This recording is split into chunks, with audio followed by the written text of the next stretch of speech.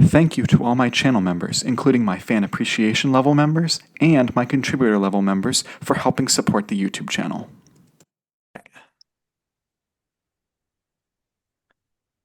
Hello, and welcome to my channel. My name is Jonathan Cohn, and today I am delighted to be joined by Kacey Ezell, author of the book Magelight. Kacey, thank you so much for being here. Thank you for having me. I really appreciate it. We're going to talk about Magelight during this interview, but first I want to talk about this publishing initiative that it's a part of because I'm very fascinated by this, Yeah. and that is what's known as the Feral for Fantasy initiative that is coming out this year from Baen Books. There are, I Hmm. think, 5 books and 5 authors participating. There is Magelight by you. There is the book Rise from Ruin, which I just got today, Hmm. by Melissa Altoff. We also have books by, I think it's Marissa Wolf, AC Haskins, and also Wen Spencer. When And Spencer, so yeah. this is a all summer long, all the way through September publishing initiative. Can you tell us how it came about and what this is? So, um, so it's actually a couple of things. How it came about was my friends and I all decided we wanted to write fantasy books at the same time. So I'm really good friends with Marisa Wolf and Hmm. Melissa Olthoff, and we talk pretty much on the daily. We all alpha read for each other, Yeah. and so last year. Actually, I wrote Mage Light. I'd been writing Mage Light for a while, and Hmm. Melissa had written Rise from Ruin. And last year, at the end of the year, we sort of strong arm slash bullied Marisa into writing A Plague of Magic, which was a fantasy book that she'd had on her mind for a Right. long time, and she knocked that sucker out in like 5 weeks because Wow. we were like, "It's time, just go and do it." So she wrote it, and it was fantastic. And we alpha read it and submitted it, and encouraged her to submit it to Baen, and Tony loved it, and so we're like, we're all gonna have fantasy books coming out Hmm. like boom, boom, boom, right? Because we by the time A Plague of Magic was accepted, which was at the early part of this year, Mage Light was already scheduled for May. Rise from Ruin was already scheduled for June.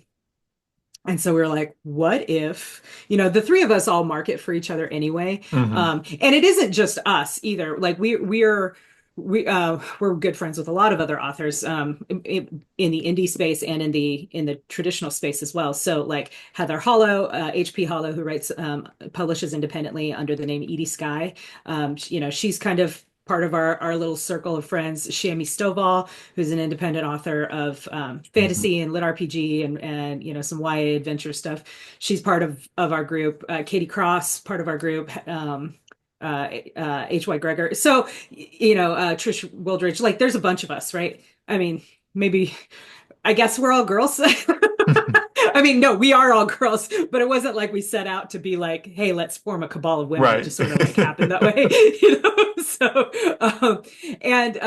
and so of that group, quite a few of us, so the three of us have our fantasies coming out with Bane this summer, and then on the indie side, several of our friends have fantasy or fantasy adjacent books coming out as well. And so we're like, wouldn't it be cool if we all like did this big push for, you know, read some great fantasy this summer? I think it was actually Melissa who came up with the tagline "Feral for Fantasy" because, fantasy is kind of having a moment right now, Hmm. and as a part of that, and it's not the entirety of it, but as a part of that, romantasy and fantasy romance are also getting really big, and it's kind of a joke on social media that like, oh, I get these ladies, these women who read these spicy books, they get so feral for Hmm. for these tropes and these their book boyfriends and all this kind of stuff. And so Melissa was the one who was like, let's grab that. And it really fit because the three of us, Melissa, Marisa, and I have, for like a couple of years now, have been recording videos under the Feral Ladies name, right? As sort of like Hmm. a video series or podcast series. And so it just sort of all kind of fell together.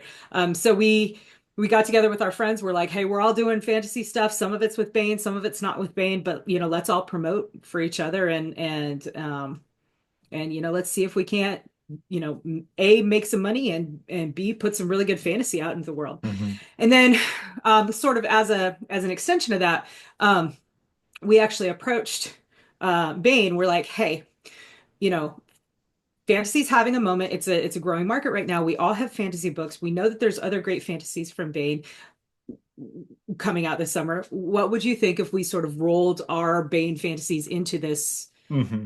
under this umbrella? And Bane took it and ran with it, Yep. So Rabbit, who's the director of marketing at Bane, Hmm. he loved the idea. Tony loved the idea. So we have this great press release, about Feral for Fantasy that, kind of has the not the full blurb, but like just a little snippet about each of our books that Hmm. that they produced for us, that went out to, like, Simon and Schuster and all the bookstore reps, and that we've been able to take to our local bookstores to be like, hey, we're doing a thing. We have great fantasy books. Let's do some local events and really kind of get some boots on the ground support for just some really good, exciting fantasy. And one of the things that's most exciting to me about it is that between all of us, we really do kind of hit a lot of the facets of the overall umbrella of fantasy, right? So, Hmm. so like my book, Magelight, is like a classic sword and sorcery fantasy adventure with a strong romantic subplot line. Melissa's book is a pretty hardcore military fantasy with some, like, animal bonding tropes, and just like a tiny through line of a slow burn romance. Marissa's book is like street level low fantasy, kind of dark, a little noirish, Hmm. with almost no romance to speak of. Wen's book is the second in her Black Wolves of Boston series. It's called Black Tie and Tails. Totally YA urban fantasy appropriate, Hmm. YA appropriate urban fantasy. AC Haskins' book is also urban fantasy, not at all YA appropriate. So there's so much going on, and it's been really fun to kind of like throw it all out in the world and market it as, hey, if you like fantasy, if you want to get feral for it, we got you. No, it's been so fun watching the Yeah. marketing of this because not only are you guys having fun, but Yeah. I know the people behind Bane's social media handles, and boy, are they having a Oh, blast. yeah. Just all the Yeah, all it's the been silly really fun to watch posts. their posts. All of the things Absolutely. about the feral interns, Yep, and the yeah, feral they just ran interns. with it. Yeah, I think it works. I think it really works. But we are specifically here to talk about, as we said, Magelight, which Right. just released. Mhm. And so the first thing I always ask is, what is basically like your elevator pitch? You kind of alluded to it earlier, but maybe like your 1 minute pitch about it.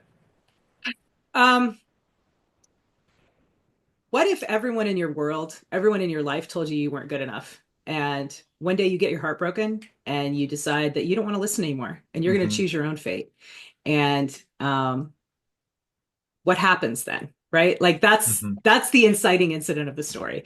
What happens when you decide to grow up and choose your own fate? It's a story of a young woman who's trying to make those choices.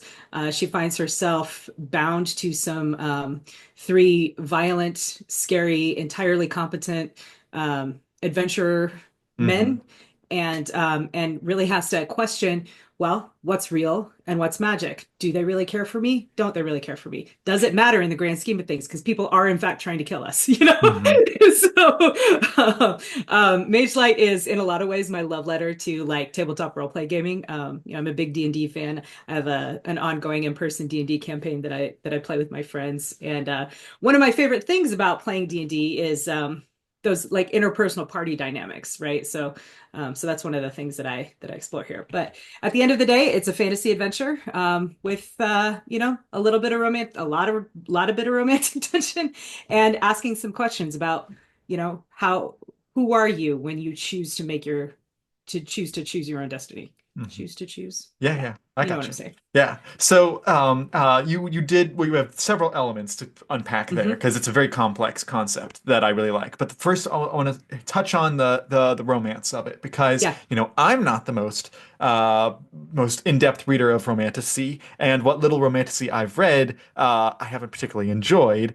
Yet I still really enjoyed this, and this is an interesting thing where it's hard to market it as like it's because it's not exactly romantasy because it doesn't It's follow not. all the tropes, but it also Right. isn't just like straight romance or straight fantasy because it's kind of an amalgam of genres. Yeah. So what was your approach to the balance in the book?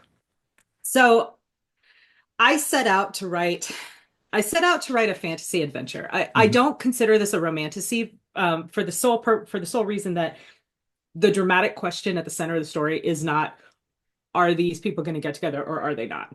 Right? You pretty much know early on. Yeah, no, they're together. It's like the question is, do they really want to be together or is it Mhm. magically induced, right? Right. So the in a romantasy is a romance novel set in a fantasy world where the fantasy elements are an integral part of the romance plot of like Hmm. the story of the relationship. This is not the story of the relationship. This is the story of a young woman growing up, growing into her power, of three men, dealing with the consequences of their own choices and the consequences of her choices and how they intersect, right? Hmm. Um, the romance is important to the plot, but it is not the plot itself. Does that make Hmm. sense? And so Yep. that's how I really approached it is like, okay, this is a fantasy adventure. And yeah, the romance is important, but it's not the central concern of the story. I wanted to make sure that it was a story that was fun, first of all, that Hmm. was entertaining, that, kind of kept the pace moving, because it's a journey, right? Like they're running through the forest and falling down tunnels and there's Yep. a lot of movement in the story. And and I wanted all of that to have that like classic sword and sorcery adventure feel to Mhm. it, all while these deeper questions of emotional ties and stuff are going on as well.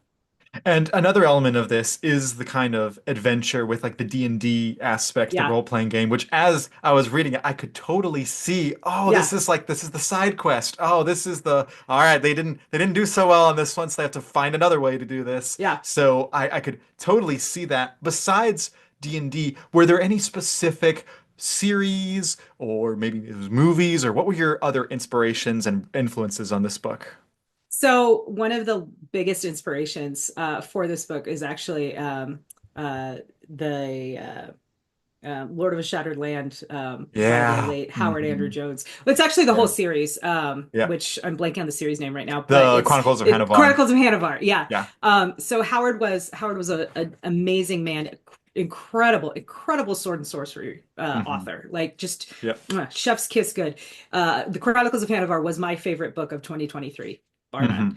And to include the books I wrote in Yeah. Right. 2023, so that's Yeah. pretty high bar, right? But he was kind enough to beta read an early version of Magelight and gave me some really incredible, really useful feedback, particularly when it comes to like the action scenes and that kind of like sort of stylized. I don't know if stylized is the right word, but there are techniques for writing fantasy action, right? Hmm. For like writing that sword fighting action because if and I'm sure you can think of examples of this. Oftentimes what writers run into, the trap that they fall into is like trying to do like a blow by blow, almost like it's a commentary on Hmm. like a football game or something, Yep. right? And it just kills the pacing of the Hmm. story. And there are certain techniques that Howard actually introduced me and a couple of other authors to, that where he would go and we looked at like short stories by Robert Howard, by Lee Brackett, Hmm. by oh my gosh, I can't think of the author's name. Fafhrd and the Grey Mouser. Hmm. Yeah, those like sort of classic sword and sorcery, golden age sword and sorcery fantasy examples, and we looked at the different techniques that these writers did specifically in certain for certain parts of the stories. One of which was the action scenes, and so that was a huge inspiration, not just Howard's books, but also Howard's instruction and guidance in that way. That really informed pretty much all the combat in the book. That's really interesting that you say that Mhm. because, these are very long chapters in Yeah, this book, and they almost read like short stories in that they're sequential short stories, but each one very much tells its own like a part of the adventure. Right. When they go into the cave, the whole chapter is them in the cave. When they Is them in the go cave. in Yep. they go in the inn, the whole chapter is them in the inn. So Yeah. I really find that fascinating because you can see that influence there very clearly. So Yeah. it obviously worked. With the world building, I've noticed this with a lot of sword and sorcery, although it's not the rule, but with a lot of them, they had minimal world building. You only learned what you needed to know immediately. Hmm. It what you didn't get as much like info dumps about the world like you Right. would in an epic fantasy. And that is very much the case here. You got, minimally, we learn as we go along. If it's necessary, we learned it. How did you approach the world building here? So I I kind of have two thoughts about this, right? Hmm. One is I wanted to keep epic. I love epic fantasy, right? Hmm. I mean, Yeah. obviously I love Tolkien. I love the Wheel of Time, all of those big sweeping scopes series. But I didn't want to do that here Hmm. because again, I was inspired by role play gaming, Right. fantasy role playing, where it's like you and a group of like my best experiences doing that is like you and a small group of friends hanging out around the table, probably eating really, greasy pizza and drinking Hmm. Mountain Dew, Yep. Yep. you know, and it's small and it's intimate and it's all through the eyes of the character. And I wanted to kind of keep that tight focus, right? So these characters, it doesn't make sense for them to sit there and like have these philosophical these long philosophical thoughts about like this world that they live in because it's just the world they live in. It's what they Hmm. grew up in. Their experiences are their experiences. So I tried to really introduce all of the world building elements in a way that was very organic to the character's point of view, right? Hmm. So, like Alis is only thinking about the history of magic when it comes up because it turns out she's a fan of studying the history of magic. And so Hmm. that comes up in her conversation with with her protectors when it's germane to the story. So, talking about the character of Elise, she is this person who just, at the beginning of the book, she's graduating from this magical school, and Hmm. I'll just say something does not go the way she intended, Right. and she finds herself going on this journey to try to get home, Yeah. to where she's from, where she apparently has an important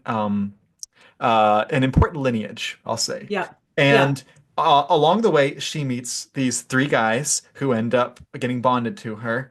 Mhm. And the book's written in an interesting way because most authors would go the route of saying, all right, which guy is she going to end up with? Mhm. And I'll just say my personal one. I was rooting for Dane, but I So knew you're from the Team Dane, outset. huh? I knew Nice. from the outset it was not going to happen. But Yeah.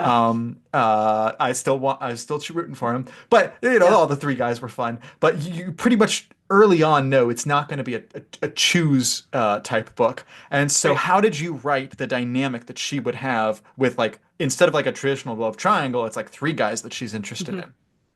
So I love reading reverse harem, right? Reverse harem romances are one of my, I would say guilty pleasures, but I don't really feel particularly guilty about it. It's just, those are the fluff romances that I enjoy. And one of the things that I enjoy about them is again the interesting dynamic between not just between the male love interests and the female, but also between the various male love interests themselves. Sometimes in some of those books, those men are actually romantically interested in each other as well. But my favorite ones, and this is just a matter of personal taste, my favorite ones tend to be where they have definitely an emotional bond with each other, but it's not romantically based, Hmm. right? It's based in some other kind of like, trauma bond, or they're like, brothers in arms, or, they have some similar background, whatever it was. And so the thing, though, about reverse harem is that it's not really that realistic because and this is a generalization, there are Hmm. obviously exceptions, and I'm not trying to, yuck anyone's yum or anything like that, but most human males don't really want to share their partner with another guy, right? And so, so what I was asking myself was, well, what would be the circumstances where it would make sense that here are three guys who are very tightly bound together by bonds of friendship and love, but non-romantic love, Hmm. right? And yet they still, the three of them also are all interested in this woman, and it doesn't tear them apart. Like how could I make that happen? And of course the answer is magic, right? Hmm. But that brings up other questions of, well, if it's magic, is it real, or is it like kind of, like a magical roofie type situation, So, and that became one of the central themes of the book is, can I trust these emotions that I'm feeling, or are they really mine, or are they magically induced? I'm not sure if that answered your question, but I knew that I wanted to explore those interpersonal dynamics, and I knew that I wanted the guys to each be fully fleshed out characters themselves, Hmm. right? Where they each have unique personalities. It's easy to tell them apart. You don't get confused as to which one's, protecting her now. Yeah. And then I sort of married that up with my, again, my love of tabletop role-playing gaming, with the very classic character tropes of the warrior and the ranger, although I call him a forester in this book, Hmm. and the rogue or the thief, right? Very different skill sets, very important skill sets. And those skill sets led me to their backstories, which led me to kind of how their personalities evolved. Does that make Hmm. sense? Oh yeah, and their personalities are very clear. As you Yeah, said, good. you never in the book feel like you're kind of getting confused between which guy is which guy because Yeah. again, they're all very distinct guys.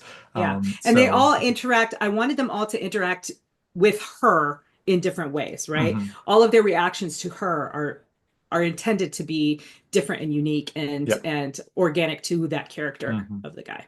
So, Uh, and with the character of Elise, it's very obvious that she is not ready to protect herself, but yet she's the one with the magical abilities, but she never felt like the modern day girl boss in any way. She yeah. really just felt like she was a character who sometimes would be able to use magic, but most of the time she was relying on the three guys to protect her. And so how did you approach writing but between the more traditional version of a female character and the more modern one? So I didn't really think about that in terms of, okay, traditional female character and male female character, or Hmm. modern female character. Yeah. What I focused on was I wanted to have a character that felt realistic to someone with her sort of personally traumatic background, in Hmm. that literally all her life she's been told she's not good enough. And the evidence supports the fact that she does not have the power that she should have by virtue of her bloodline, right? Hmm. And yet she's so strong in that she has this dream, and she refuses to give up on the dream, even when everyone says it's impossible. And that does lead her to heartbreak, right? Um, and and it's that heartbreak that is sort of the catalyst for the story, because she decides, all right, well, if I can't do this, I'm just going to go home, and I'm going to Hmm. forge another type of life where I matter, right? Where I Hmm. am important, where I make a difference in the world. Because up to this point, it's been sort of beaten into her that she doesn't matter, that she has no value. And she's really trying to seize on that. And that's it was a complicated thing to write, and I tried to be very like respectful while writing it, because those are traumatic things, and people have had, I know people who have grown up that way, with abusive relationships with family members, or with relationship partners or whatever, who really have destroyed their or attempted to destroy their self-confidence and their sort of self-concept, by that same way, by indoctrinating them that, like, you don't matter, you have no power, you have Hmm. no choices, you aren't worthy of protection or love or being seen or all of that. And I wanted to explore, what does a strong woman who doesn't know that she's strong, how does she A, survive that, and B, claw her way out of it? And that's another thing that you've got going on here. And after reading the book, when you get, about midway or towards the end of the book, and you find out the specific person who has been beating down Elise her whole life, I spent the whole time going, I hate this character. She Good, you're cannot carry supposed this. to. Yes, and normally this how this person is, I'll say, related to Elise, you Yeah, would not want to hate them. But oh boy, that character, yeah. yeah. So I do want to take a moment and talk about another series that you've Okay. recently written, which is The Ashes of Antasia, which you've published Yeah. with Chris Kennedy Publishing. Can you tell us what that series is, kind of the elevator pitch for it, and what books are out in it currently?